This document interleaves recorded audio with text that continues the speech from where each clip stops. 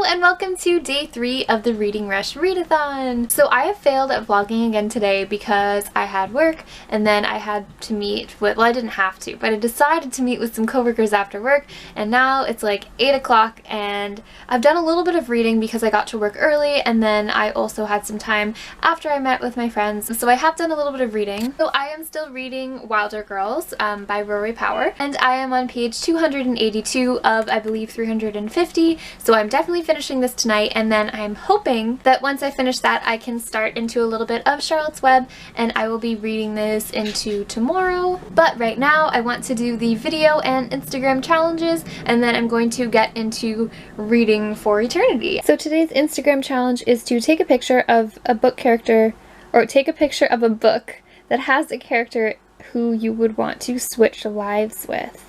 So a lot of people are doing Raven Boys. I've seen a couple Harry Potters. So nothing immediately comes to mind for a character I'd like to switch lives with, so let's take a look at my bookshelf. Okay, so the book I'm currently reading, definitely not. It's a horrible situation.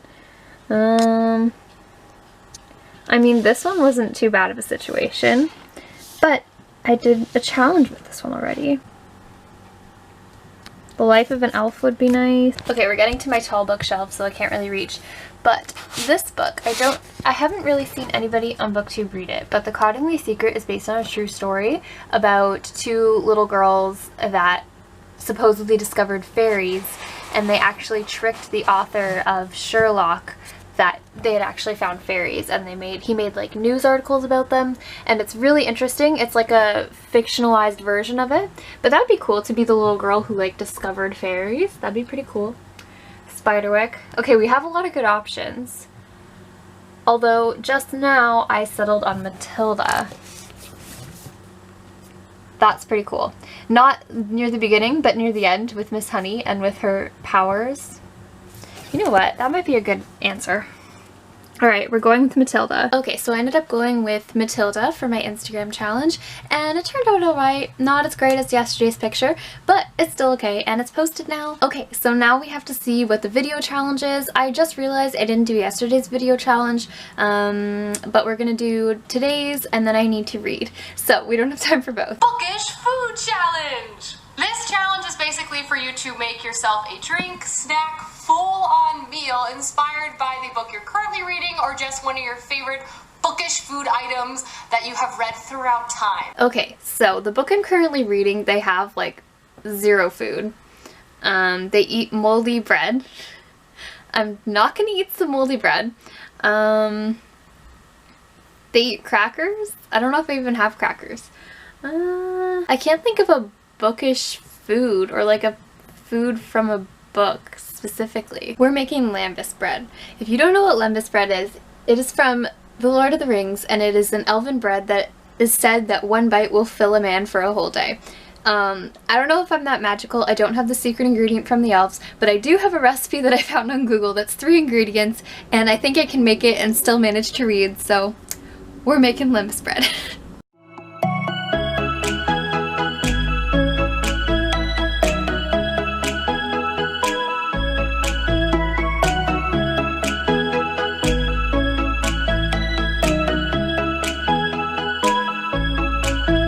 Okay, lembas bread in the oven. Time to read and finally finish this book. Okay, so lembas bread is made. It's kind of like a shortbread cookie, not really like bread. I've eaten quite a few and I'm not feeling full for a day. I'm most likely a hobbit because I'm just gonna probably eat these all while I read the rest of my book. So I have about 25 pages left of my book, so I'm definitely finishing it tonight, and then I'm going to start Charlotte's Web, maybe read it in the bath as I read everything in the bath at least once a day.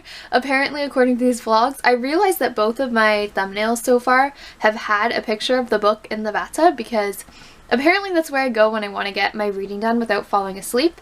If I read in my bed late at night, I'm more likely to fall asleep, but if I read in the bath, I don't want to drown, so my body doesn't let me fall asleep. Alright, so I'm going to read the last 25 pages of this, start Charlotte's Web, eat some lembas bread, be a hobbit, you know, all at once. Okay, I'm gonna go read. Okay, so I finished Wilder Girls. I'm giving it like a 4 out of 5. Yeah, 4 out of 5 sounds right. So I really enjoyed it. The concept was super interesting. The descriptions of the gory parts of the contagion were great.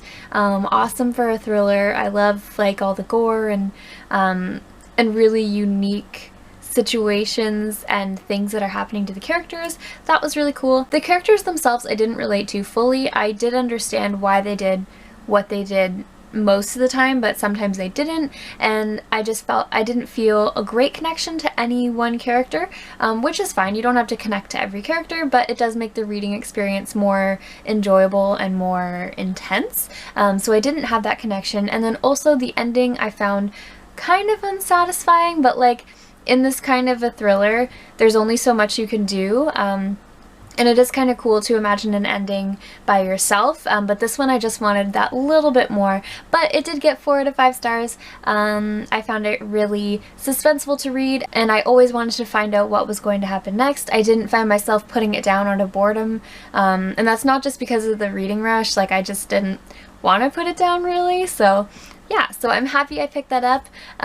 It definitely lived up to the hype. Okay, so I'm going to start reading Charlotte's Web. I am probably going to read this in the bath. So I'm going to start reading this and maybe finish it tonight. I don't know. I don't have work tomorrow, so I'm not worried about getting to bed on time. And I can upload this vlog tomorrow morning before I start my writing session. So I will update you once I've read a little bit of Charlotte's Web.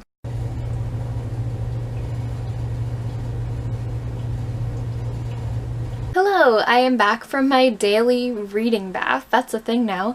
So I read 67 pages of Charlotte's Web. I'm finding it really cute. I didn't remember how much Wilbur, the pig in the book, cries. He cries like every few pages. Didn't remember that part, but totally understandable because he just realized he's gonna die. So it's a bit dark, but that's what a farm-based middle grade is when it's from the perspective of an animal. Totally makes sense. Fern, the girl in the book, is really cute, and I definitely identify with her as a child and as now. When she finds out the pig is gonna die, she freaks out and begs for it not to die and compares the pig to herself as a child, and would her father have killed her too if she was small. That is a me thing to do. So I'm finding it really cute. I overestimated how late I'll be able to stay up because when you wake up at 5 a.m. to edit, apparently your brain gets tired quicker. So I only managed 67 pages, but I think I will be able to finish this tomorrow, as well as my graphic novel Paper Girls, and still get some writing in and finish 2 books because they're really quick reads, and I'll be able to do them at the end of the day, probably together. Maybe spread out in reading breaks while writing. I'm not sure yet, but we'll see in tomorrow's vlog. And my brain is too tired to do the math right now, so here is the total number of books, the total number of pages that I completed today, and here is the magic number of pages I've completed so far in the reading rush. I am on my 3rd book, and tomorrow hopefully I will be up to 4 completed. So we'll see how that goes. Let me know in the comments down below how your reading rush is going. I'm loving reading all of your comments and discovering all these new channels. And as always, thank you so much for watching, and I'm really excited to see you in my next video. Bye!